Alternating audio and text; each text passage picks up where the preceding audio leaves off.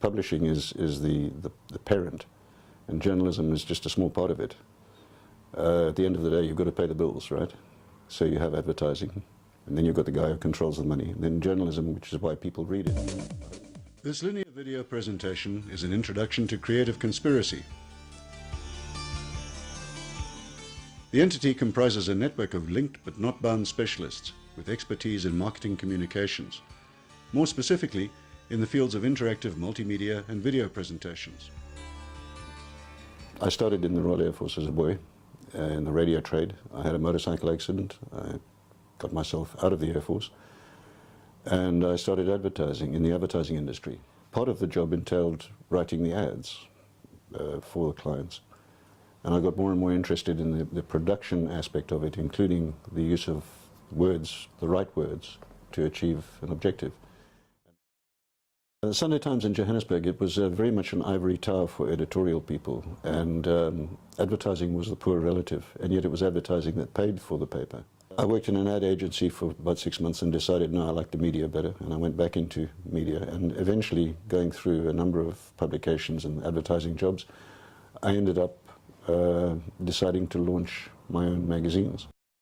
In South Africa we had something like 10 paper mills, which is a very finite market, so it's very small. It's a very controlled readership because the number of people in the industry were controlled, which is perfect. To build a paper mill is extremely expensive, and the consumables that it uses are costly. So the cost of the industry is high.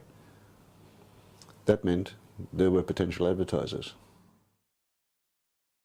I created a magazine called Pulp and Paper and Board. It was a trade magazine, and I had a specialist editor, and I oversaw the editorial, but more from an administrative point of view. Anyway, the first issue of that came out, and it had scared me because there was a lot of money involved in paying print bills and so on. So I sold the magazine. And because somebody had bought it, I thought, you know, I should have bit the bullet and carried on. Journalism, from my perspective, journalism was not the objective. The objective was to produce a product, have a product that people wanted to read. Then I launched my own magazine called AVSA, AVSA, which was Audiovisual South Africa. I had an editor, but I used to write most of the editorials. And she was more of a production editor than a writing editor.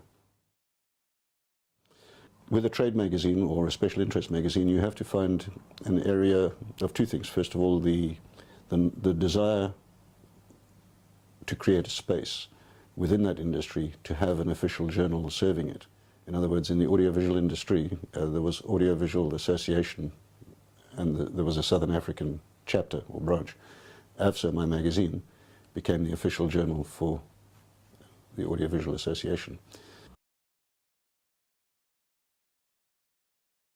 We're talking about a magazine that was a print magazine, talking about the audiovisual industry. So it's kind of strange, you know, that you're actually using a flat medium, a two-dimensional medium, to describe a three-dimensional industry. Yeah. But we were a trade magazine, so we specialized more on the equipment and what the equipment would do. No, not at all. I mean, you can check around in any newsagent. You'll find there are specialist magazines on all kinds of different subjects. If you look, there's special interest ones like Practical Boat Owner, Yachting Monthly. Those are two good examples of well-made and well-produced magazines. I think the predominance these days is for these magazines which are basically extensions of the selfie, you know. Niche markets, each one of them. And within the niche, you try to become the dominant. I had no competition there. But that was the whole trick, was to find, as I say, something that gave your publication credibility, and you could then guarantee an audience. And if you can guarantee an audience, you can guarantee advertising. I believe that in South Africa we were probably one of the very first companies or publishers to actually go to electronic. And although I'm computer literate, I'm only computer literate in the programs and the type of work that I do. TV has ultimately got the greatest impact.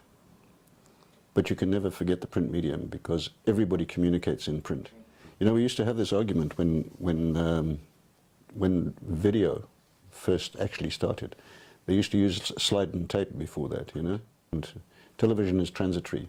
It's great for announcing and producing and impact work and general entertainment.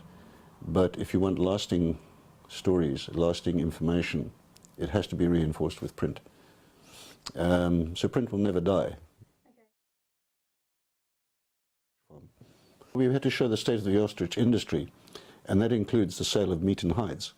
It's like cattle, and the worst part about it was following the life of the birds from hatching and how they incubate the eggs. And well, first of all, getting the eggs away from the ostriches. That's a serious occupation.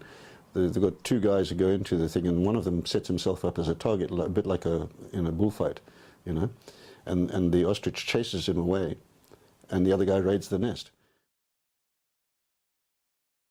There was the time that I was filming for a company that manufactures steel. They were installing or commissioning a new furnace, and it involved taking red-hot, white-hot steel, iron, from one furnace and putting it into the other furnace, the new furnace. And in the process of putting it back in its own mother furnace, if you like, it spilt. And I was stuck in a corner, and I couldn't get out, and the ceiling, well, the wall blew out eventually behind me, and the roof lifted off, and there was this red-hot metal, 1600 degrees Celsius, just going everywhere.